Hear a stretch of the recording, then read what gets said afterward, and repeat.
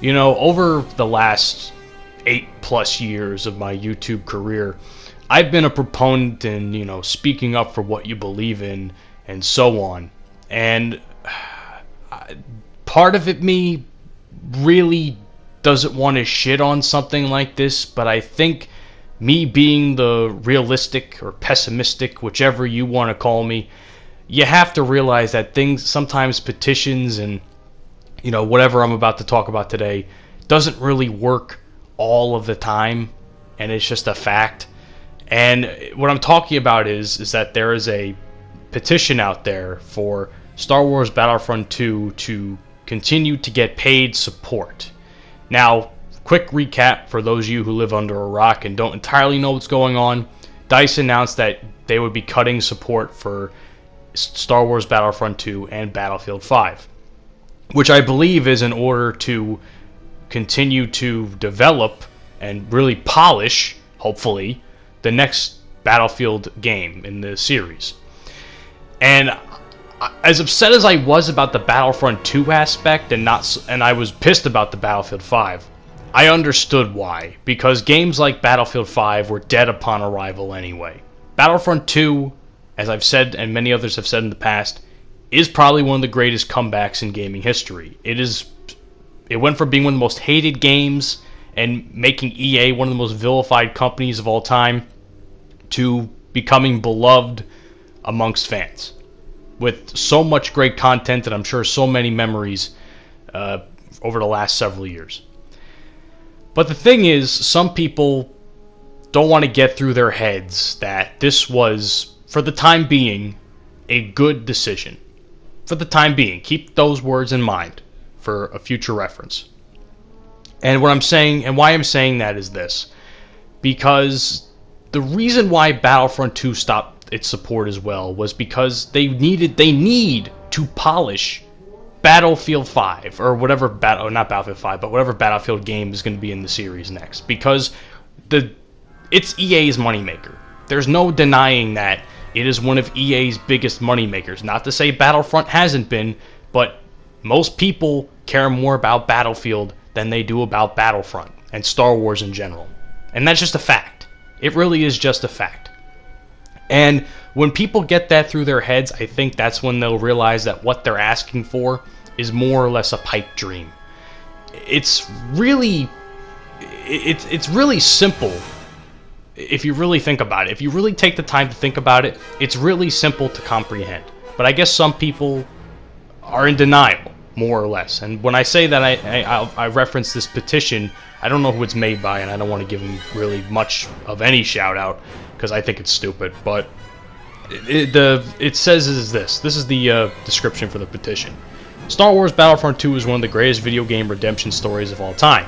From a disastrous launch to a complete success, the transformation of the game is inspiring to all Star Wars fans and gamers alike. Unfortunately, the game was cut short while still having potential for wonderful new content. New maps, heroes, skins, private matches, private servers, etc. are a must for this game. All those who sign this petition will be willing to pay for new DLC to keep this game alive. Now let me tell you what the problem with that is, and what I think the problem with that is. And again, people may call, I consider this to be a realist point of view, but some people who are not, maybe not entirely that bright, may see this as pessimistic. I would never in a million fucking years pay for DLC for a game that that was already promised free DLC at launch. It's stupid.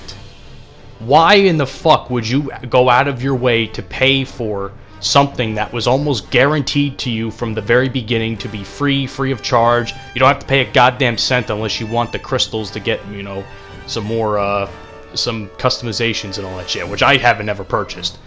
And maybe that might be a detriment to me in some degree, but that's a different story for a different time. But people complained about the microtransactions in this game, and now what you're asking for is people to, once again, buy into that sort of thing, and I don't think that's a good idea. One of the biggest problems in the last few Battlefield games was premium. And I actually did purchase premium at some point in time during Battlefield 1's lifespan because I was excited for the content that was coming to the game. That's a fair thing to do. Unfortunately, business models like premium no longer work in today's day and age because it's very divisive to the community of the playing community of that game. It doesn't work. I can't find fucking servers for shit on Battlefield 1, or at least DLC servers, because they're either not running or cut short, or because no one really has the DLC. Same with Battlefield 4. That's another detriment to Battlefield 4 as well. Even though I got all that DLC for free when they were promoting the hype up for Battlefield 1 at the time, way back in like 2015 or 16, one of those.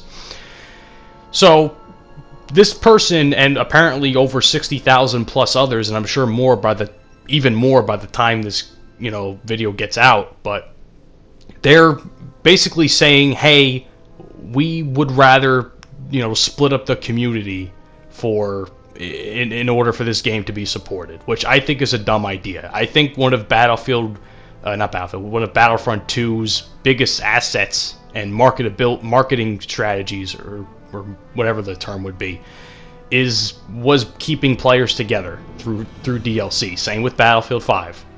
And they really only divided up the community through game modes, which is understandable. I mean, people still are out there probably still playing Heroes versus Villains. People are probably out there playing Supremacy, Galactic Assault, and I'm sure some of those modes might be dwindling considering that there's no support for them. And I just can't fathom why you would want to pay for something like that, and why you were trying to ask for something that was really a problem in EA's business model for a long time. It's basically saying we want premium in this game. Now, I'm not sure if this was to come to fruition, how much they would charge for it, but I'm going to say anything above $5 I wouldn't even think about putting money into. Because this game, again, was guaranteed to give us free DLC with each new update, and each new skin, and each new hero, and so on. I would never in a million years pay anything more than $5 for a game that was guaranteed to give us free shit. And then some say that's a cheap mindset, or that I'm poor, and so on. And I'm a fucking graduated college student trying to find a job, or try to get a better job once this pandemic is over. And maybe that might be the case, but at the same time, I'm thinking realistically and talking about the business model that EA promised us. So I think in that regards, my worry and my argument is pretty valid, and I'm not sure how many other people feel this way, because I haven't really heard an opposing argument to this yet. But I would love to hear an opposing argument. I really would like to hear like an argument, at least on my side of the fence, where it's like, I don't know why anyone would want to pay for that. And I think deep down, I don't think many of you want to do it either. You just want to have the game to be supported, which I understand. I want the game to be supported too, but I would rather them go back to this game and keep promising us what they promised us, instead of having to make us pay for it. Let them do what they need to do, because like I said before, Battlefield is a bigger moneymaker. It is a bigger moneymaker. There's no denying that in EA's, plethora of games. There's a very few games I think that are moneymakers for EA, and Battlefield's probably the top echelon, the upper echelon.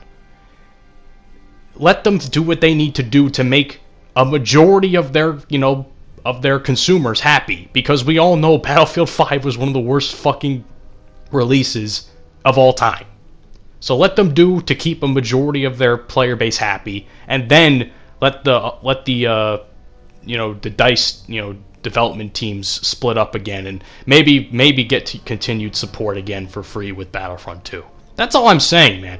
I don't know what the fuck this is where everyone's wanting to pay for this all of a sudden. Like, we were championing the fact that we got free shit, and now all of a sudden we're willing to pay for it again. I was against microtransactions from the very beginning. I was against the whole fucking deal with the loot boxes and all that shit, and the pay-to-win stuff from the very beginning. Now you're essentially telling people, hey, it's okay to play for fun. Like, pay for fun. That's what I meant to say, but I don't know. Let me know what you think down in the comments section below, man, because I don't think this is a good idea. I think it's Absolutely ridiculous. And if you agree with me, good. If you don't agree with me, that's okay too. But leave a comment down below. Let me know what you think, and follow me on all the social media you see down in the description. Have a great day, and peace out.